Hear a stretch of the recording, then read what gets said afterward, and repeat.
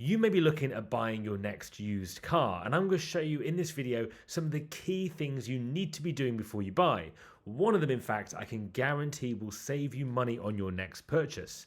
It's a great time to be buying at the moment because prices have settled down post-COVID, post-pandemic, and like you, I myself am looking for my next vehicle, and I'm using these two things to check out each one of them and make sure I'm getting the best price. They also help negotiate when you're looking at buying from a private seller or a dealer. So let's jump into some of those tools and I'll show you around. The first thing you're going to do is head over to the Chrome store. So you need to make sure you've got Google Chrome downloaded, which is a browser. If you're using a Mac, it might come with Safari as standard. You want to download Chrome.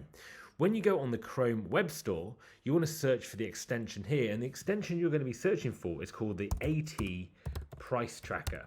So Auto Trader Price Tracker essentially. And this little tool is an extension you can add onto your browser, and that means it comes up here in the top right under this little jigsaw piece, which is your extensions. You'll see it listed there.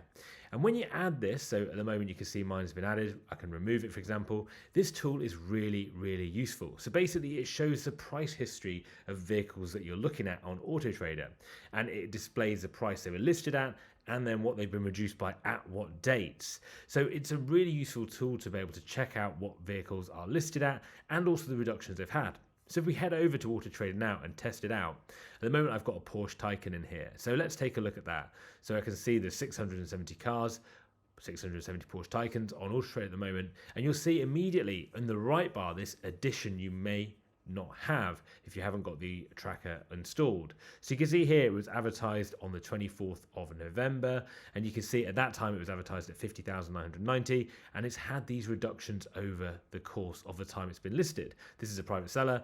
There's been £1,000 change. Not that much, but still interesting to note that it's been listed on the 24th of November, and that probably gives you a bit of wiggle room in regards to, well, that person's probably had it on for over a month now, probably quite keen to sell. If we go down, you can see some pretty crazy reductions. So let's take a look at this one here. This change is £19,000. So listed on the 17th of March. So had this dealer's had this vehicle since March. It's now been reduced by £20,000. Last reduced on the 13th of December. So again, a great car to probably go at. This vehicle here is a private seller. Taycans at the moment are trading for very good money.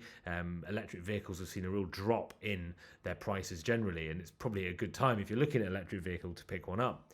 Here on the 28th of July, this vehicle was listed at 78,000. It's now been reduced to 67. And I think when you look at these vehicles that have had this significant reduction, there's probably a good chance that you're going to get a little bit more out of it too. This one here is an approved use. This is from an Audi garage themselves, and this vehicle has been dropped from basically £70,000 to 60, so an £8,200 saving. On my recent videos here on YouTube, I've noticed 80% of you don't subscribe to the channel. Please, if you're on the computer now, click subscribe down here, subscribe to the channel, keep up to date with new videos, new content that I put out, and check out the rest of my videos on the channel with my Land Rover Discovery, my Land Rover Defender that's literally just gone and been won by one of the followers, and also my Land Rover Series 1. So let's go back and check out vehicles that I look at for some reason, even though I've had so many problems with mine. Let's look at a Range Rover, for example. And again, using the price tracker, let's list on here. In fact, let's list the highest to low, just to give you some good examples here. This has had a 3K reduction. This is actually an advertised post, so this isn't actually the highest on. This is the highest, 318,000, which is definitely a mistake at the moment that it's been listed at. But if we go down here, let's look at this. This is a new Vogue here. Hasn't changed, been listed in November, hasn't changed. These haven't changed. This one has changed. This is a new one. Crazy money at the moment.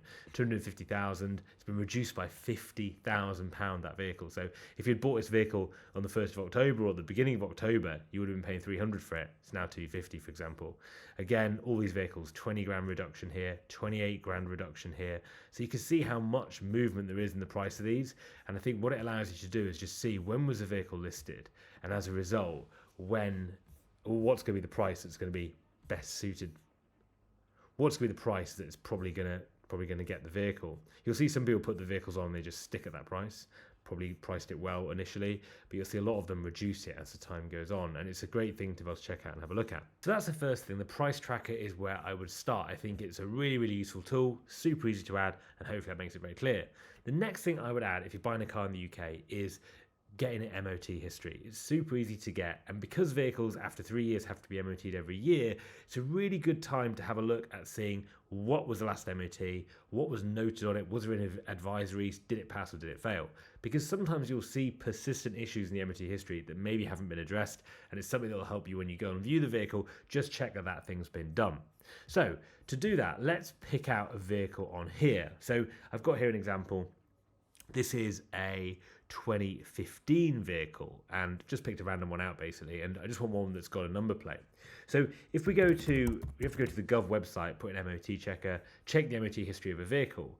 You can go down here, and when you go to start now, you provide the registration number. So on here, let's have a look at the registration. Was it LA15 DJD, LA15 DJD. Put that in here, and what you'll see is, firstly, it recognises it's a Range Rover, a 2015 Range Rover, which the vehicle's advertised as, which is reassuring to see.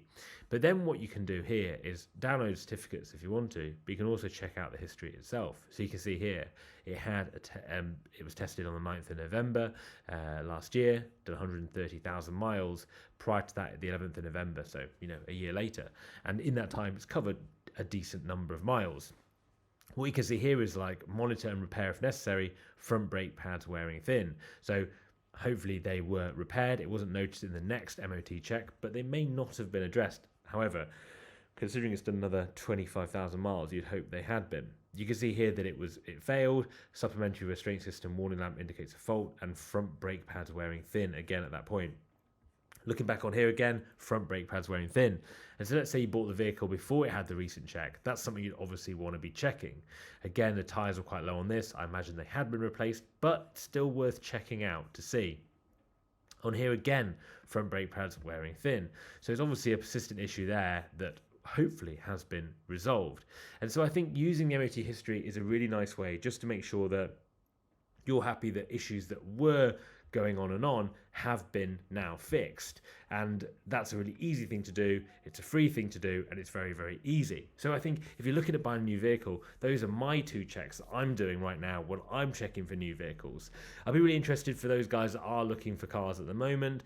How are you doing it, and what tools are you using? The Auto Trader price tracker is a really, really useful one, something I've recently discovered. I would say, however, it is free, but if you read the print on the Auto Trader price tracker and about it and affiliations, it's affiliated with Car Vertical, and Car Vertical are kind of like a company that you pay a fee for to get like a survey done on the vehicle and tell you about its history. It's actually really, really good. And if I was to use any of these kind of checks on a vehicle, Car Vertical is a very good one. I think it's like £12, £20, I can't remember exactly. But when you do it, you get a full report of like registration plate changes. You see if it's been involved in any crashes or damages that may have been hidden. A really good tool as well. So although you're getting it free on your browser, you will then start to see placed adverts for Car Vertical that you may have not seen before. Just something to note.